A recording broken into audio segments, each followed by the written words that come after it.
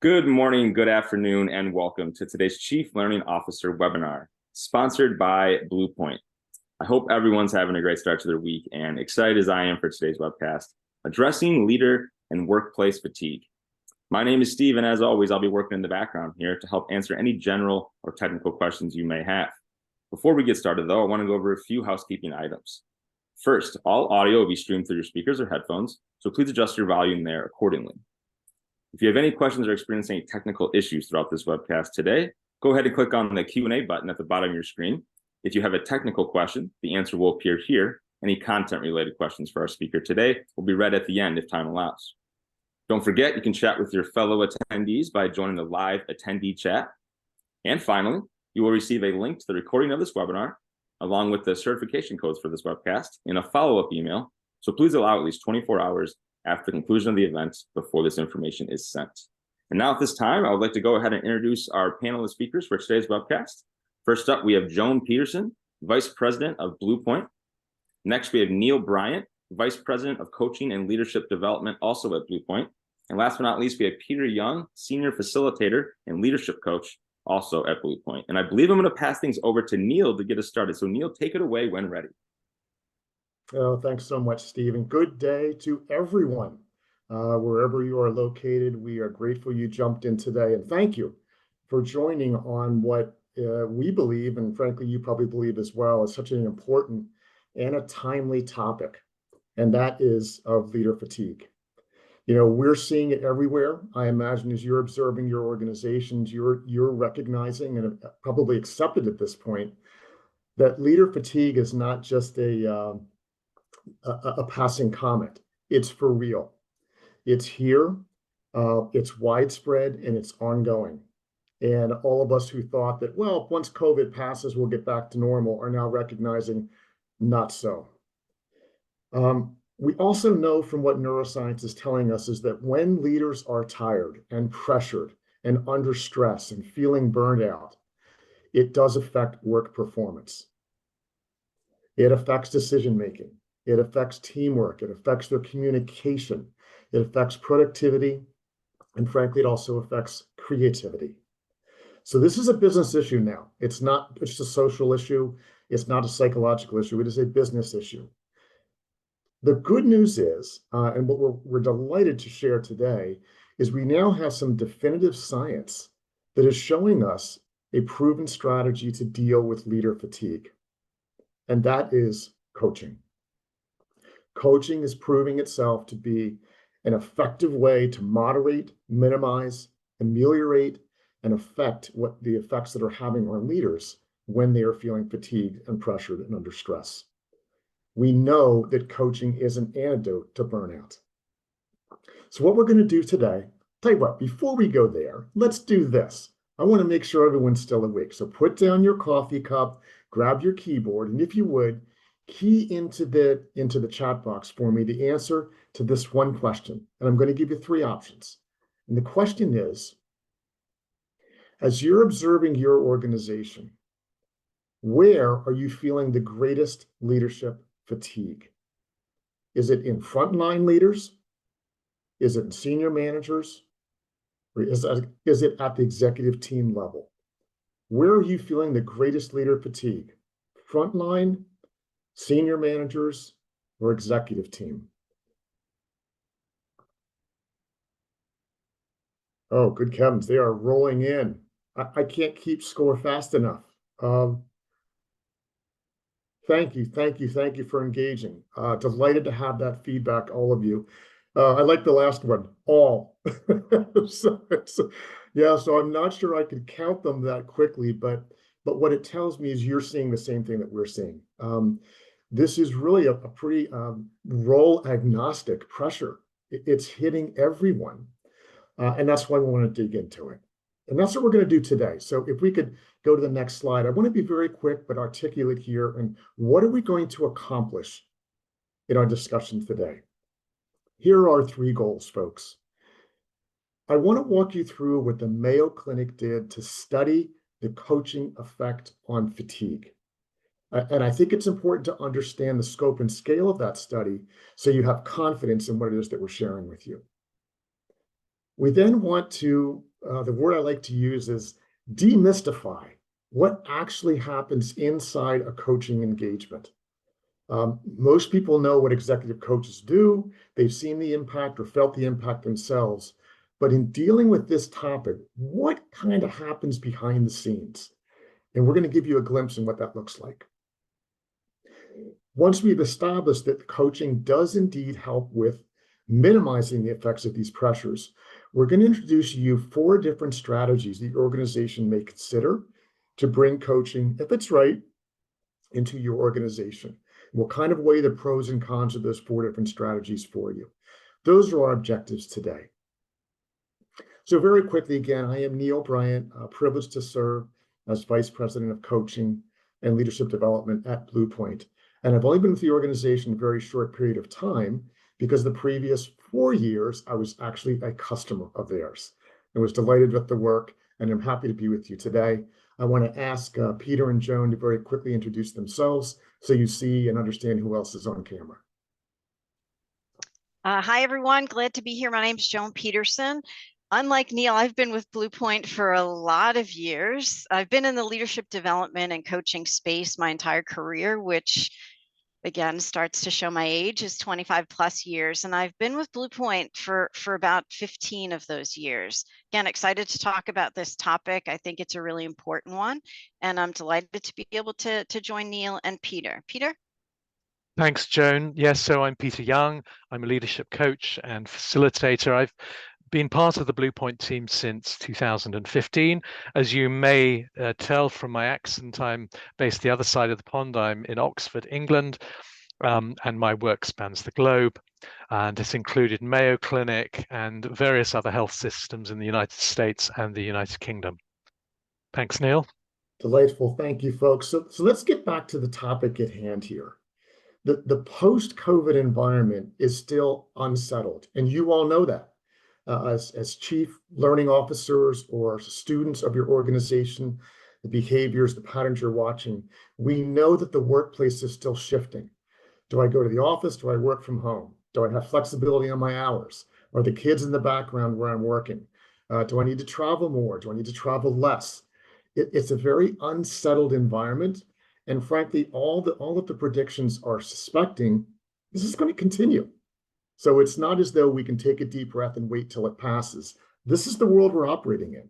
And this is the world in which leaders must lead. We also know that the workplace in general now is still largely employee-driven as opposed to employer-driven. If employees aren't getting what they want, they're leaving. They are in charge of their own careers. And the days of way back when I started, you find a good job, you get a good company, you stay, they're not here. So that's requiring leaders to take on a different role. Well, with those 2 things going on, and we know leaders are stressed, burned out, and pressured, how the heck are we supposed to help them? What can we do to help them manage all of these? Well, to get one answer, and you already know the answer where we're going this, we're actually going to share what a very high pressure environment decided to study about this, and that's the Mayo Clinic. If we could go to the next slide. Those of you familiar with healthcare know who the Mayo Clinic is. If you don't, just let me try to give it a very broad brush by saying Mayo is a very influential clinical setting globally. They're an academic teaching facility. There's actually 4 different facilities, 3 states in the US and also 1 location in the UK. They are forefront of doing research, medical research, and they decided to look into this process. In April of this year, they published their study. This is a publicly available document. You can look it up. It's entitled Professional Coaching and Surgeon Wellbeing. Again, published in April 2023. And the purpose of their study, this last bullet point, I lifted directly from their document. The purpose of the study was to determine if individualized coaching reduces surgeon burnout, increases resilience, and improves quality of life. That's what they sought to study using traditional research methods. Next slide, please. To give you a feel of the scope and scale, there were 2 groups, 1 study group and 1 controlled, each of 40 physicians. One group engaged professional coaching for a period of 6 months. The other group did not. At the end of the 6 months, the group that had not received coaching then received coaching. And those of you who like to study data, you can get the research and look at all of the derivations and statistical analysis that you want. I'm not going to go into that today. But what did happen is that each of those physicians were paired with an executive coach and went through a process that was unique unto them. If we could jump to the last slide then, Jim, please. Here were the results.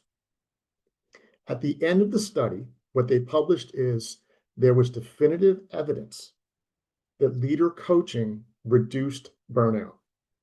It produced a reduction in emotional exhaustion. It improved resilience scores among those who were coached. And it also heightened well-being and quality life of those being coached. And the last point I put in here was one I felt was very significant. There was a section in the document that talks about this. The physicians, the surgeons found that the changes were also clinically meaningful. Why is that important? It's important because if you read the detail, what they felt was not only did they as individuals become more effective in their roles, but they could see the results playing out across their team. And then in turn, the teams, the quality of the effect and the result among their patients. So what's this mean for a workplace? What this means for a workplace is when we coach leaders, the leaders themselves are not the only people who benefit. It's kind of like a pebble in a pond, that those who are impacted then impact those around them, which lifts the entire organization. A very meaningful part of the findings. We are fortunate today, as you probably surmised already, that Bluepoint was engaged to do the coaching of these surgeons, these physicians. One of those coaches who were actually engaged in the process is with us. And I'd like to move to accomplishing our second goal for the day, which is to demystify what happens in these engagements with one of the actual coaches involved. Peter, if you would, please. Thank you, Neil. Yes, and it was a privilege to be involved in that study. And I worked over a number of phases of the study with, I believe it was 12 physicians and surgeons. And as I was reflecting on it, I was thinking, how do surgeons, how do physicians, how does anyone show up to coaching where there are issues around burnout, reduced resilience, fatigue? And, you know, it's not very obvious. They don't come in saying, I'm fatigued. I'm typically, the sorts of things we hear are, I need to rediscover my enthusiasm for work. I need to stop working every single weekend. I want to see my kids more. I've got to make some difficult career decisions. And these are the kinds of things that individuals show up with. The skill of the coach, and I think this is perhaps one of the most important things I have to say, actually, as I reflect on working with those experiencing burnout, is in diagnosing what the real issue is, in getting beneath the skin and understanding what is the real issue here. You see, sometimes people show up with their imagined solution as the presenting symptom. They may say, I need to prioritize better. I need to improve my time management. I need to delegate more. And the key question for the coach is, how have you concluded you need to delegate more? How have you reached that view that you need to prioritize more? And so the first job of the coach, and I can share my screen here, is to co-create that coaching agenda. And what I would like to explore with you is how we do that and what are some of the areas that emerge when we create the agenda together. And there are questions around skill and questions around mindset. What I'd love to do in this brief presentation is present a framework that I as a coach use, and I know many other coaches use, to help them diagnose what's going on when the client, the talent, the surgeon, whoever it is, shows up in the coaching space. And And then what I'd like to explore with you is 4 important territories of skill and mindset in which change can be made. So I'm going to begin with this framework for how do we listen? And in a sense, it's a theory of change. How is change going to be brought about? And as we listen to the client in the room, the coaching client, the talent, whatever word we use, we hear, if you like, a vision of how things should be.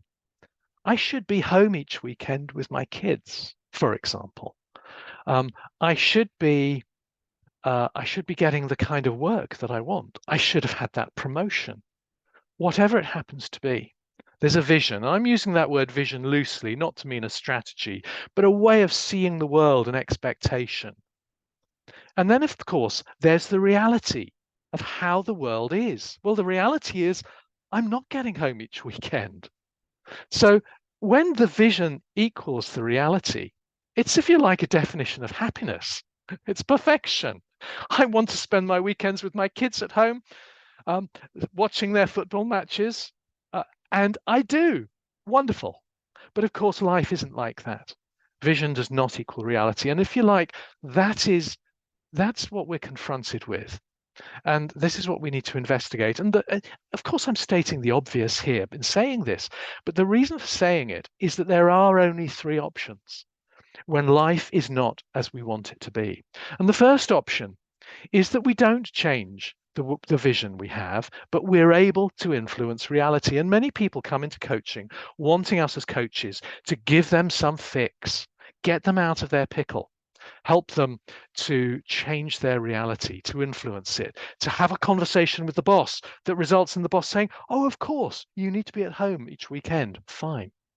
That's the kind, okay, and I'm making it clearly the way I'm saying it. We know that in life, that's very often not the case. The second option is that we adapt the way we see the world.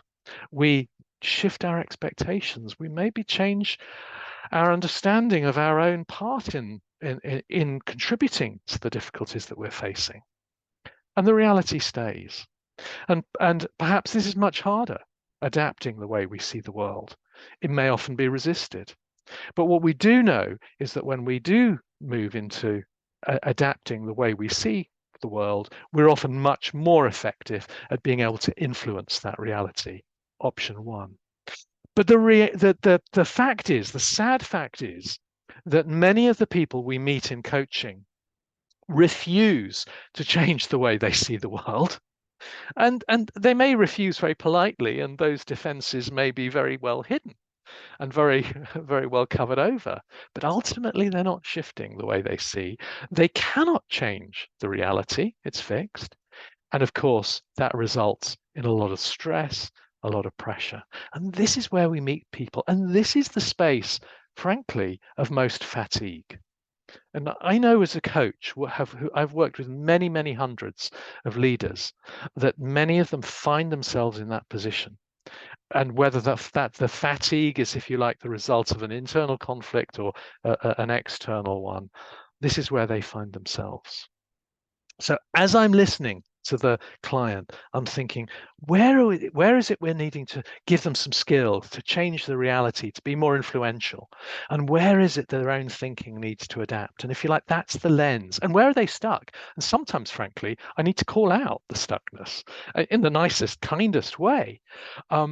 Because it's often a very important wake-up call to the individual that they are, if you like, refusing or reluctant to change their vision, and they can't influence the reality. And it can be a very productive conversation. Many coaches, less perhaps new coaches, are reluctant to explore stuckness. They want to be all powerful, giving the talent a way forward. But we need to acknowledge, yeah, you're stuck. So I'm going to explore with you these 4 territories with examples. And I'm calling them, there are 2 mindsets, 2 skills: connecting to what matters most and protecting what matters most, becoming concrete and influencing effectively. So let me, and each one of these, they overlap, and they've all emerged from the Mayo study. In fact, they've been clarified helpfully through the Mayo study, but they occur in many settings, not exclusively to Mayo. They overlap, and addressing these contributes to well-being, resilience, greater energy, and reduced fatigue. So let's start with mindset one, connecting to what matters most. And what we know is that when we are in option 3 of my last diagram, vision and reality colliding, we lose all our resourcefulness and creativity, and we tend to move into survival mode. And I like to think of that as, looking at this image of a ship being battered by the storm without any wind in its sails, not underway, but just being pushed this way and that by the wind and the rain and the waves.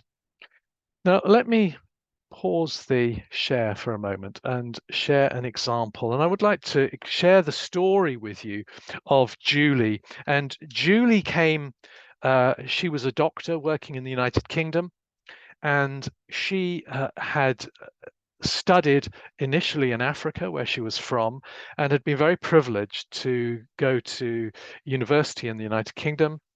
And she had been very, very successful. She had made her parents proud. She had fulfilled their dreams, and she found herself in a prestigious position. But she was unhappy. She was successful, but unhappy. She was competing with her peers who were from the majority population. She was from a minority, from Africa, and it was a struggle. And as we sat down and spoke together, and as we dug into what really mattered to her, and we explored with her what was important to her, we used an exercise that I often use with people to dig into what occasions in her life when she had been really motivated, energized, doing what she felt she did the best. And as she told me her stories, we heard a theme around her passion for education, her passion in particular for medical education. But a quieter theme that she hadn't realized to this point was so strong and so important was how she was passionate about the underrepresented groups, the minority groups, and about giving them a voice, giving them a position, ensuring equality. And as we explored how she might bring some of this into her very demanding job, it was almost as if the wind filled her sails. She found that sense of direction. She found connection to what was important to her. And she wasn't able to make massive changes immediately in her role. There were minor changes. She was able to join a particular group where she was able to represent individuals from her particular, from her background. But what it did was gave her a new sense of purpose, a new lease of life. She knew why she was there.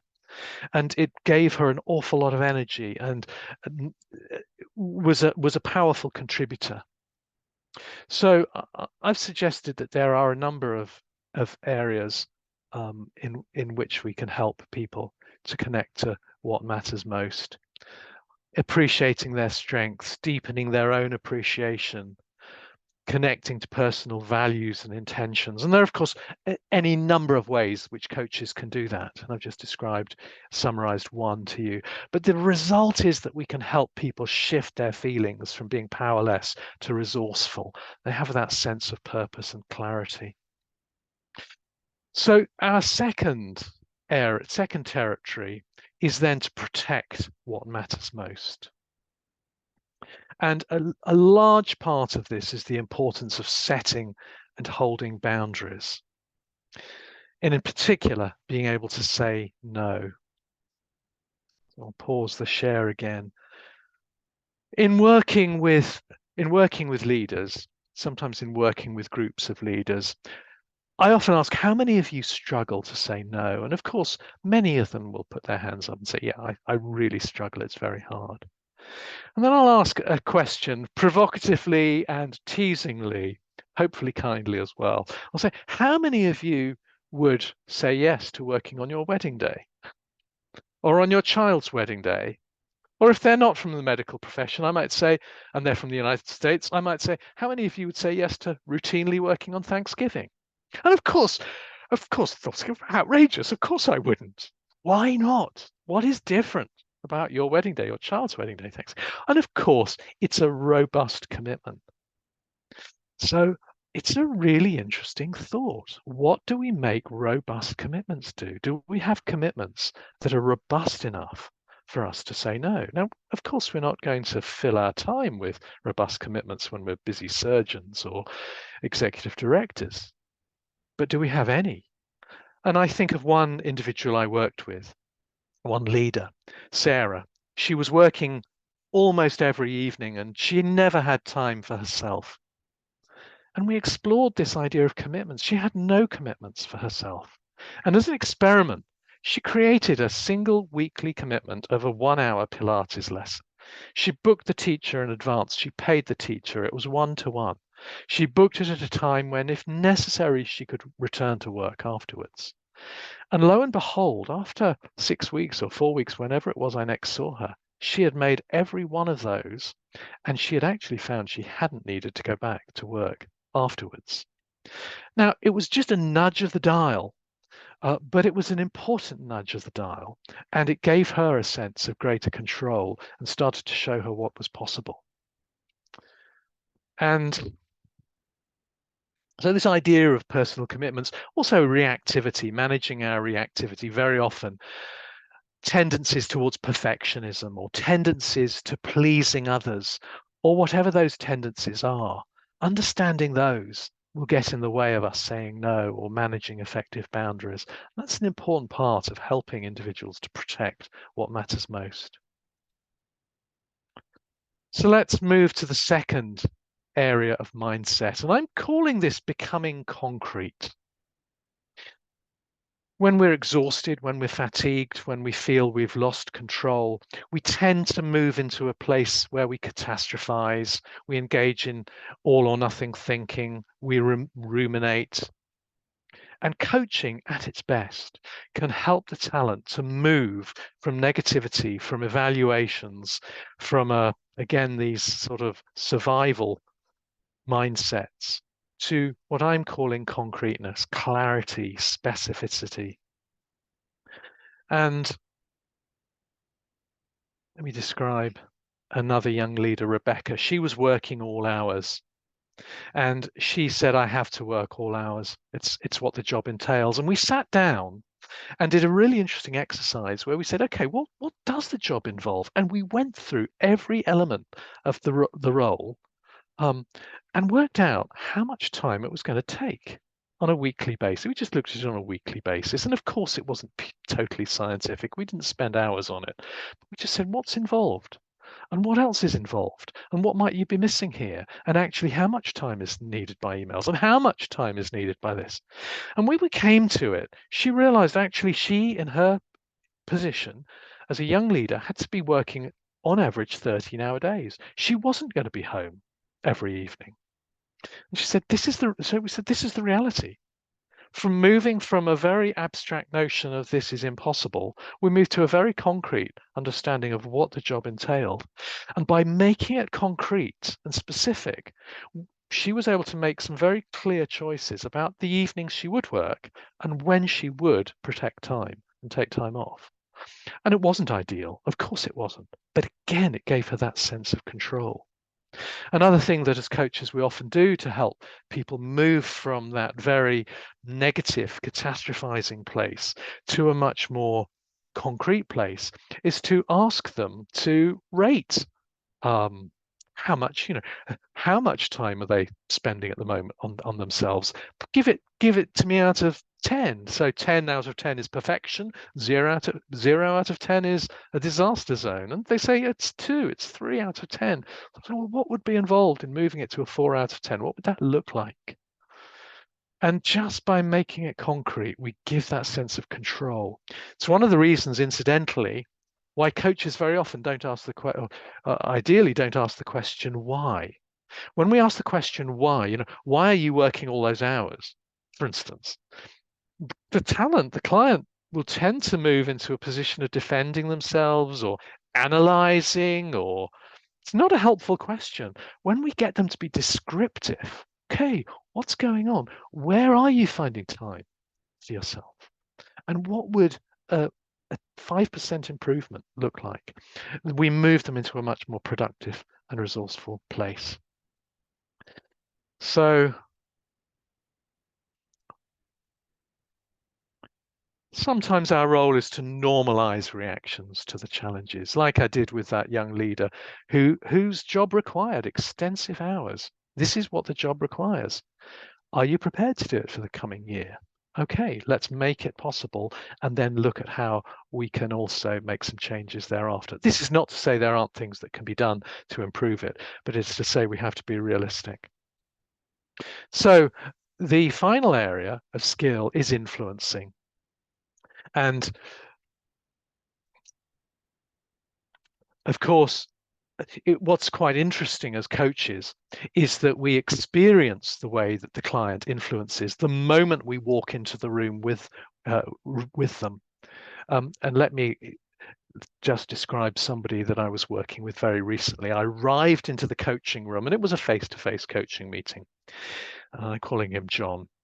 And he said to me, "Oh, Peter, would it be okay with you perhaps if we maybe finish a bit early? I'm really sorry, but perhaps we could finish a bit early." I noted the way that he was influencing me with interest, and said, "Yes, of course, why, what's happening?" And it turned out he had another rock solid commitment half an hour before the end of our session. It was essential he finish early, but he'd asked in this slightly apologetic way. And of course, lo and behold, we were exploring his ability to engage others in working and to delegate to them. So I said to him, "John, what would it be like if you were to say to me, Peter, I need to finish half an hour early today because I have another commitment. Can we do that, please?" "Oh, that would be so odd. I wouldn't be polite." So immediately we were into how do you influence? And of course, it's wonderful working with people because as I said, we're experiencing it straight away.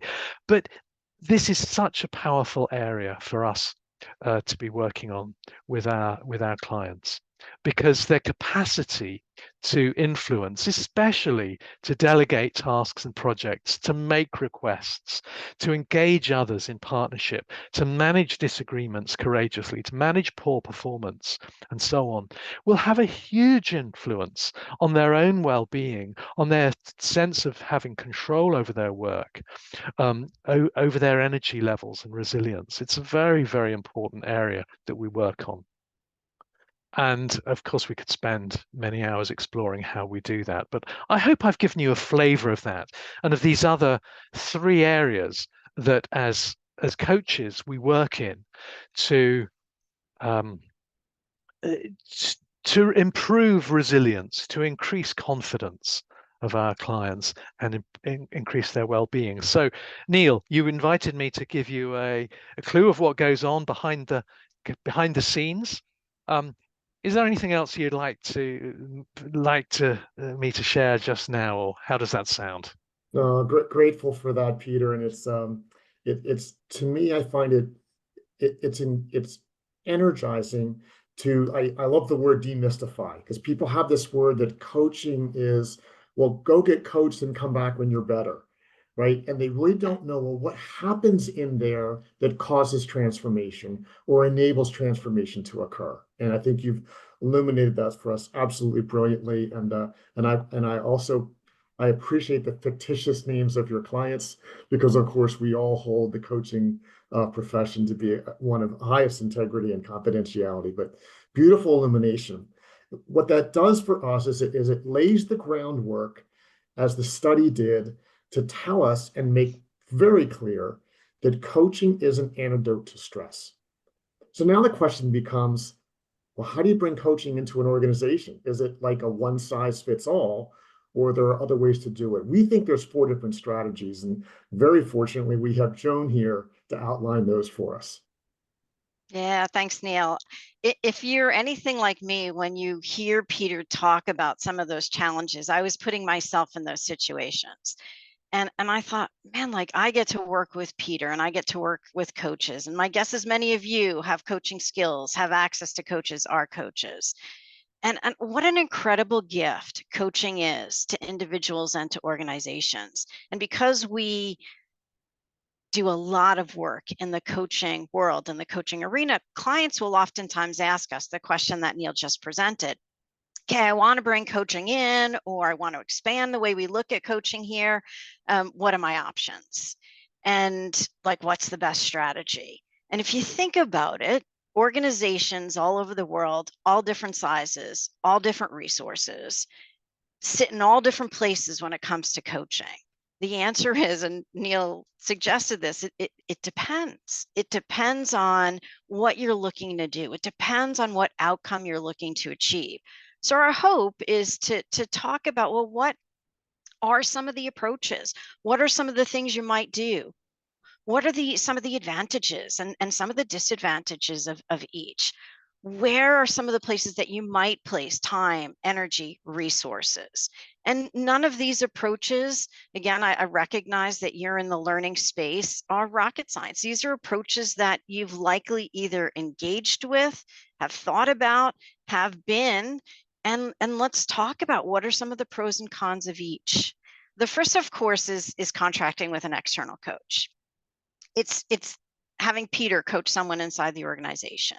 It's finding an external coach to coach, again, one-on-one coach some of the folks that work inside your business. The second is to hire internal coaches. And that looks different inside different organizations. It could be my title as coach. It could be my title as business partner. It could be my title as engineer and I have a coaching role.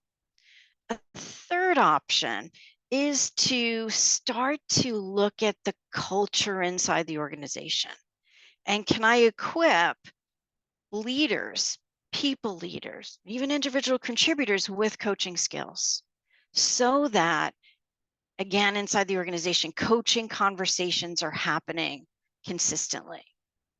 And the fourth, which is really a derivative of that, is, okay, we have coaching skills inside the organization. Can we support team coaching?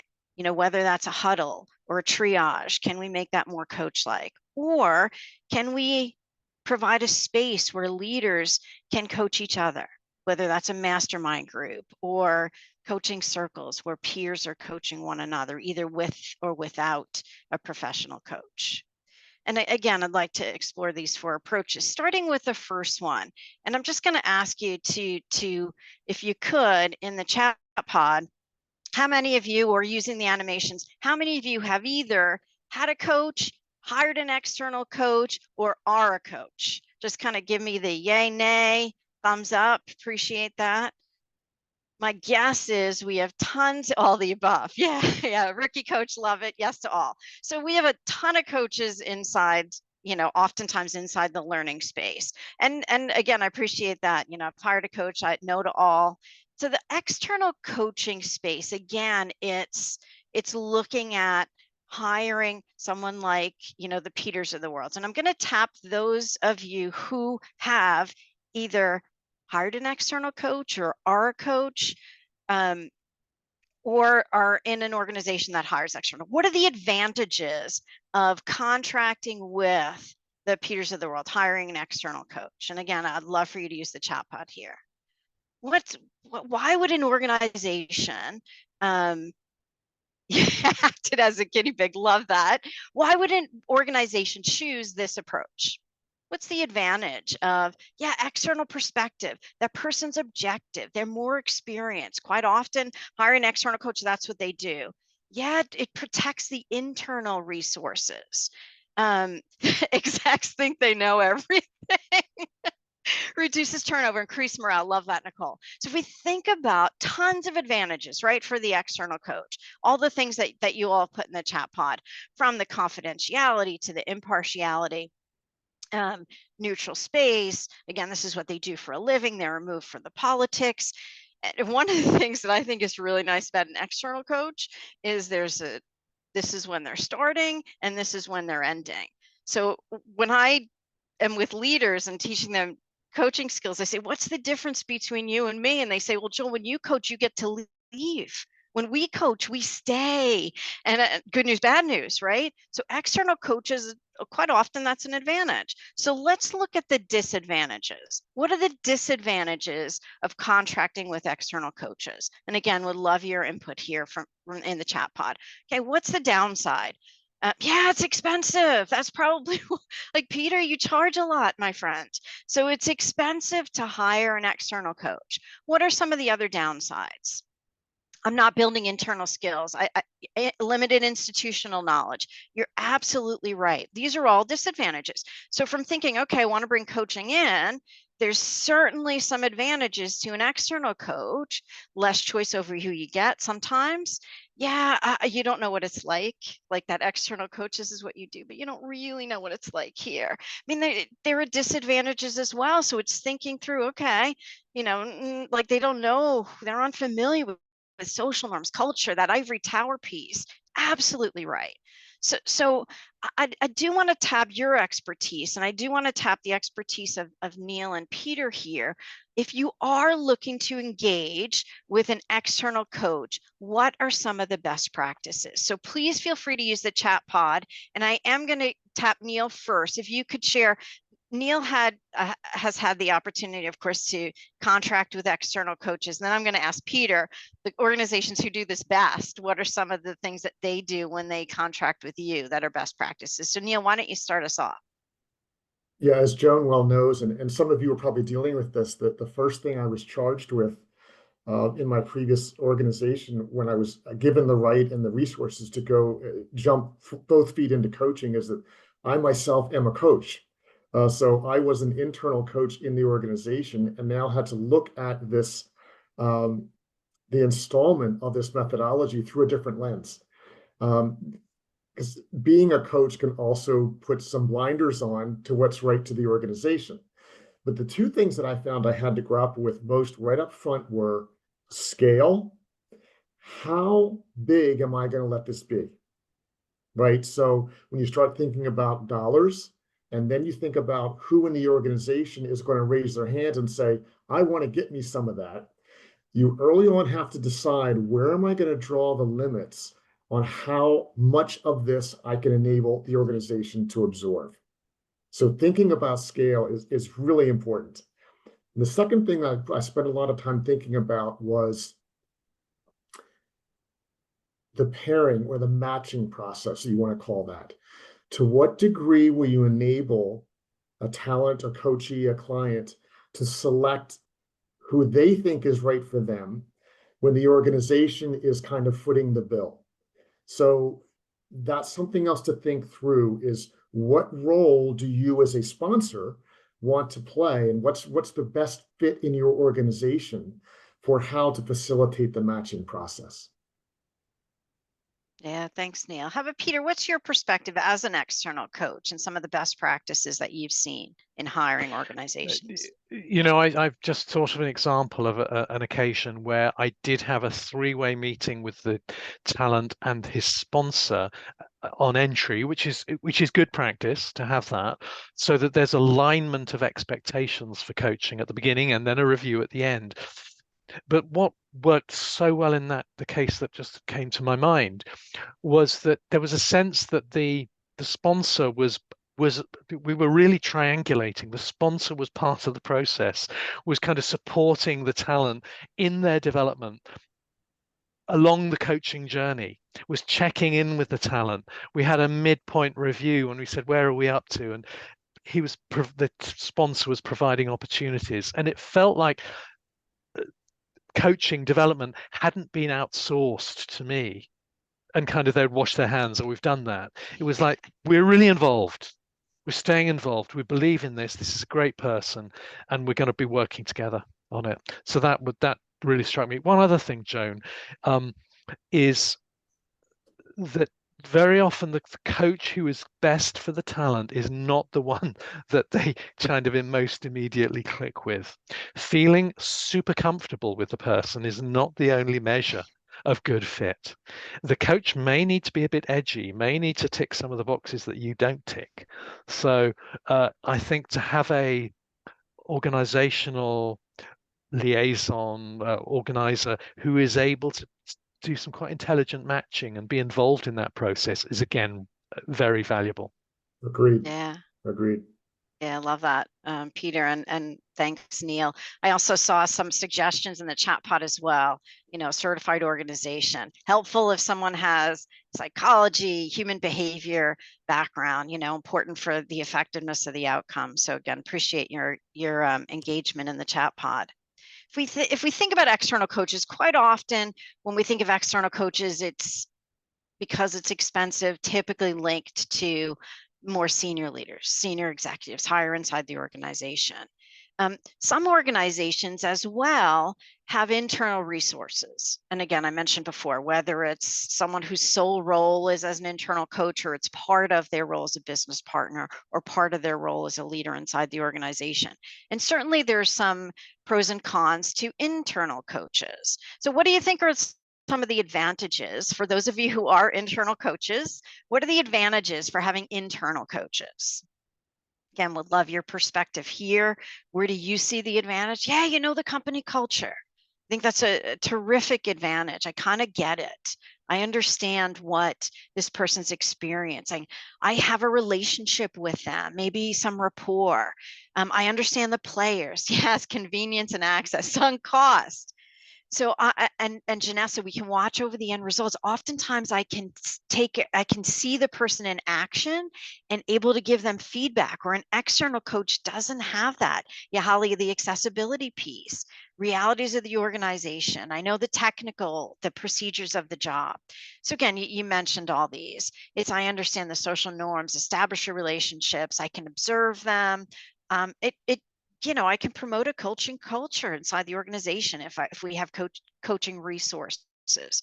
So what are the disadvantages of having internal coaches? Yeah, I love all the, I saw biased. Yeah, I saw bias come up twice. What are some of the other disadvantages? I may going in thinking, I get this person and I'm going to fix them, right? And we, of course, as coaches, we're not looking to fix people, but that bias could get in the way. Power dynamics, HR mom. Oh my gosh, I love that. I never heard that before. HR mom, changing perceptions of staff, challenges with time. Yep, all those things, right? It's if this isn't my full-time job, how am I going to carve out time for it? Is there the confidentiality piece, and how do I sustain relationships because I live inside the organization? The talent might be more guarded. There might be a credibility challenge because I'm seen as the HR mom. And I believe this less to be true now than I think a few years back, is that the experience level is different. I think many coaches now internally have the credentials and the experience. Yeah, they're winging it. Love that. That's kind of the intention of this last bullet.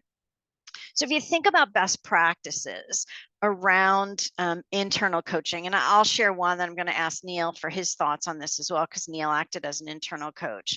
So part of the work we do is we equip leaders to learn coaching, be more coach-like. And inside one of the organizations with whom we work, we had a certification process with some of their leaders. So this one leader in particular, his role is an engineer leader, and he got certified through a lot of the work we did with them. And we would meet with the group periodically. It's a wonderful community of leaders who happen to be really incredible coaches, and their resources inside the organization. And he came with a challenge to one of these get-togethers, and he said, like, Joan, he's a really good coach, and everyone was kind of clamoring to get his time. And he said, I just don't have the time for everyone. He said, like, more and more and more people like want me to coach them, and I have a day job. So kind of first best practice is carving time out. And Peter talked about setting boundaries. But then as we dug in a little bit more, he said, like, how do I stop coaching some people so that I can start coaching other people?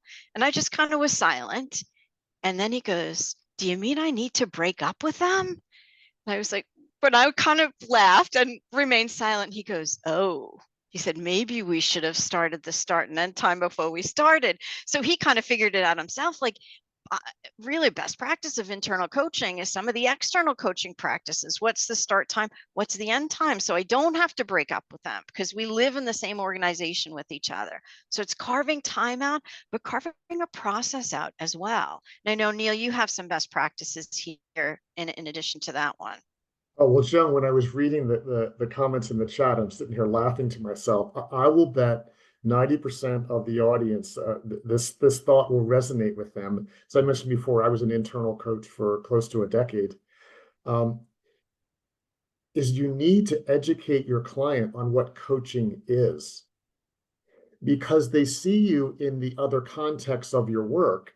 And so when you enter in a coaching conversation, there often can be role confusion on what is your role in that conversation. So I kind of coined this phrase in our organization, and it's, I'm schizophrenic and so am I. Because when I would get into one of these conversations, I would have to say to my client, wait a minute, am I your coach? Am I your manager? Am I a mentor? Am I an advisor? Or am I a consultant? Which one am I right now? So part of the best practice is when you begin the engagement to make sure that the client, the talent, the coachee understands what coaching is, so that you can maintain what I call the bumpers in the bowling alley, that, hey, if we're having a coaching conversation now, I'm not going to play the other roles and we're going to stay right there. So I think a big best practice for internal coaches, and I would imagine 90% of you agree, is defining indeed what coaching is with your client. Yeah, I love that, Neil. It's a great suggestion. And I think that role clarity is extremely important, especially when we're looking at that internal coach role. The third piece, and I'd like to spend a few minutes here. If we look at, okay, contracting external coaches, hiring internal coaches, we as well can play a role in equipping all leaders with coaching skills. And it's like, okay, why would we want to do that? Why build internal coaching skills? Well, if I start to equip every leader inside the organization with coaching skills, then I can really look to expand what we do in terms of combating fatigue, burnout, and really increasing productivity, satisfaction, and engagement. And part of that is, how do we start to shift the culture a bit? And if we define culture as if it's the way we think, act, and interact, how can we help our leaders think, act, and interact as leaders and as coaches? And part of equipping them is what Neil was talking about, was kind of defining and helping people understand what coaching is. So I have a question for you. I'm going to ask you to put in the chat pod. Who is the best coach ever? Like, if you had to pick best coach ever, who would you choose? And you could choose from any walk of life, real or imagined. My mom. Oh my gosh, I wish your mom was on this. What a best coach ever.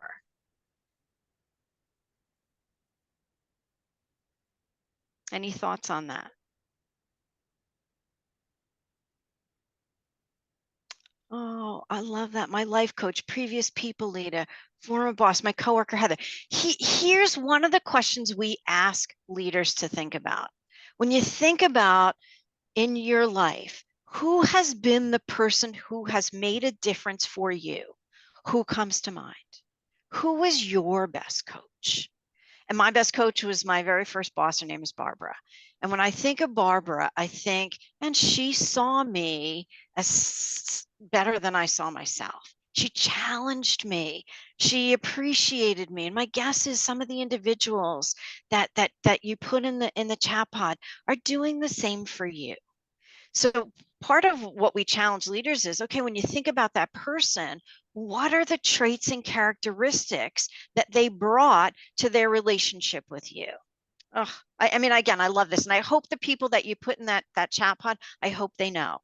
I hope they know that you consider them to be that person that made a difference for them. Chat pod again, what are the characteristics, the traits? What was it about these individuals that caused you to choose them? Like for Barbara, she saw something in me I didn't see in myself. She appreciated me, but also challenged me. She gave me feedback. transparency, honesty, empathetic, believed in me, pushed me, active listening. So when we start to a genuine concern, like when we start to ask leaders to wrestle with this idea of what does great coaching look like? Well, you already know what great coaching looks like because you've been on the receiving end of it. I'm going to just fast forward to this is what we typically hear when we ask leaders to talk about their personal best coach. And it's all the things you've just put in the chat pod. They listened to me, they encouraged me, they told me the truth, they challenged me, they invested in me, they took time with me, they cared about me. And part of how we help leaders become better coaches is to help them become more intentional about doing these things. And I think we also help them recognize what's not on the list. So we, again, have thousands and thousands of leaders. We ask this question that we just asked you: what does great coaching look like? When you think about your personal best coach, what is it about that person? And what never comes up is they gave me great advice. They told me what to do. So part of when we're equipping leaders to be better coaches, it's recognizing that coaching is different from directing. It's different from advising. It's different from teaching. It's different from mentoring. And as a leader, the expectation is that I need to go up and down that continuum every day with each individual with whom I interact. And most of us are really comfortable at the directing, advising end of the continuum. Most leaders inside organizations are really good at directing and advising, and there's nothing wrong with that. There are times and places for us to direct and advise. I think once we start helping leaders understand not only that these are the roles I play, but when the most successful leaders recognize, and part of the equipping process is helping them understand, when do I direct, when do I advise, when do I teach, when do I coach, and knowing the difference between the two. So again, I know we're giving this short shrift, but the intention of teaching coaching skills is really giving a gift to our leaders around how do I lead in the moment. And some of you are familiar with Ken Blanchard's SIT leadership. So the little bit of that here, but this is around when do I spend my time at the end of that coaching, at the end of that continuum in the coaching piece? When do I give the full agenda to the person so that they take ownership and accountability? I think the other part of equipping leaders is by recognizing that, yes, we need to give them skills, to do the coaching conversation, the how do I have a coaching conversation, that's the third C that you see on the screen here. But we also need to help them with the how do I show up? How do I be as a coach? Do people want coaching from me? And when we, again, equip leaders, we engage what we call the 3 C's of coaching. And the first is character. Extremely important. Have I earned the right to coach? I don't get to be your coach because I'm your leader. I don't get to be your coach because I'm your parent. I need to choose to want to coach you, and you need to choose to want coaching from me. We also need to help leaders recognize, how do I connect with people? It's around presence. It's around mindfulness. It's around deep listening. Not easy, especially in a changed environment, an environment that's constantly changing, in a remote and a hybrid environment. And yes, how do I have a coaching conversation?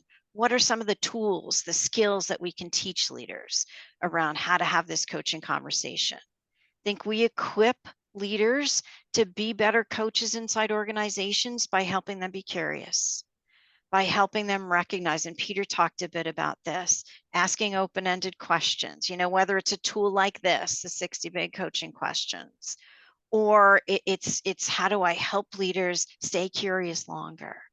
Asking questions to come to, so that the talent, the person we're coaching, comes to the response and not me. I don't give them the answer. They come to it themselves. And I recognize Peter touched on this. It's not, or was it Neil who talked about not asking why questions, right? We don't ask why questions in coaching because it does put people on the defensive. I think another gift we can give coaches is to help them recognize that silence is a huge gift in a conversation. One of the questions I typically will ask leaders that I'm working with is, if you ask a big question, an open-ended question, one that the talent, the team member hasn't heard before, neurologists tell us it takes anywhere from 5 to 10 to 15 seconds to respond. And then I kind of pause for 3 seconds and say, that felt like an eternity. How often do we pause? And then what do we typically do when we ask the question and nobody has a response?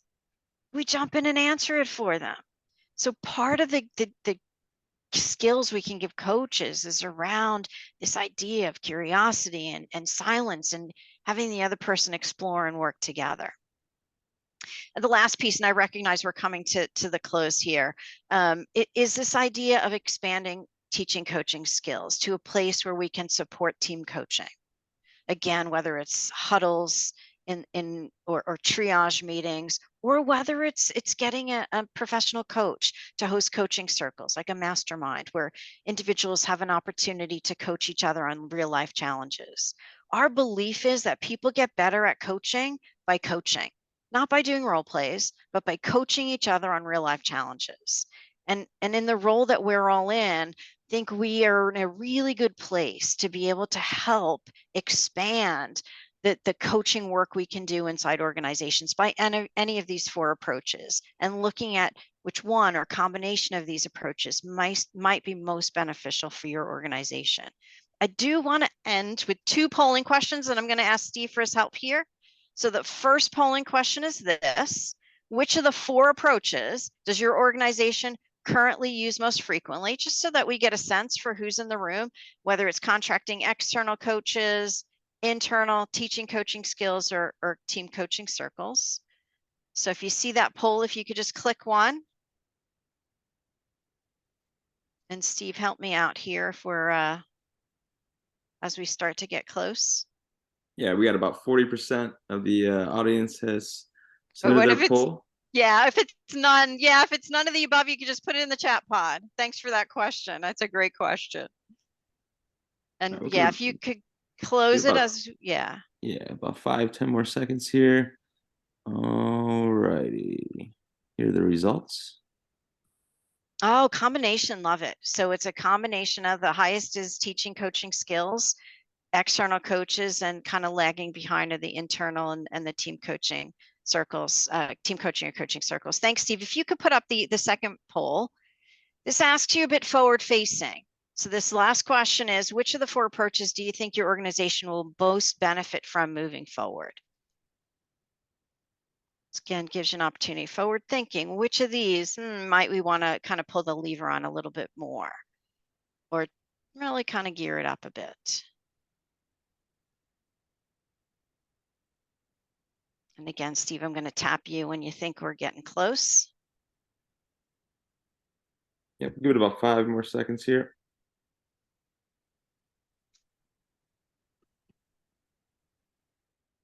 Oh, so more geared toward the other 2. Yep, teaching coaching skills, we need to gear up a bit, and then the team coaching circles. Again, I appreciate your input into that. I am going to stop sharing here, and I'm going to turn it back over to Neil. I recognize that we are a little bit over our time, so appreciate you hanging in with us. Neil? Yeah, I do realize we're 2 minutes past the hour. Grateful for the audience. This is what we do for a living, and I love to connect with people who are like-minded. So thank you for making the time. Our objectives today were threefold. One was to share the actual Mayo study so that you could have great confidence in the validity of coaching and the impact that it has on leader fatigue. Second, kind of take a look behind the curtains of what happens in a coaching engagement that can help moderate some of those behaviors, and look at 4 strategies that your organization might want to consider to bring coaching to you and to your people. Thank you for being part of it. Steve, thanks for keeping us technologically online here. I wish everyone to have a great day. All right. Yes, unfortunately, that is all the time that we have for today. I do want to thank our speakers, Joan, Neil, and Peter. Thank you so much for taking this time to present all this great and valuable information with us. I know I enjoyed it, and from the looks of it, it looks like the audience did as well. So thank you to you guys. I want to thank the audience also for joining in and for continuing to support our Chief Learning Officer webinars. And of course, last but not least, thank you to our good friends over at Bluepoint for sponsoring today's event. Be sure to register for our next webcast, this one taking place Wednesday, October 4th, 2 p.m. Eastern, 11 a.m. Pacific, titled Building Better Leaders with Experiential Learning. Once again, Wednesday, October 4th, 2 p.m. Eastern, 11 a.m. Pacific. This concludes today's webcast. Stay safe, everyone. Have a great day.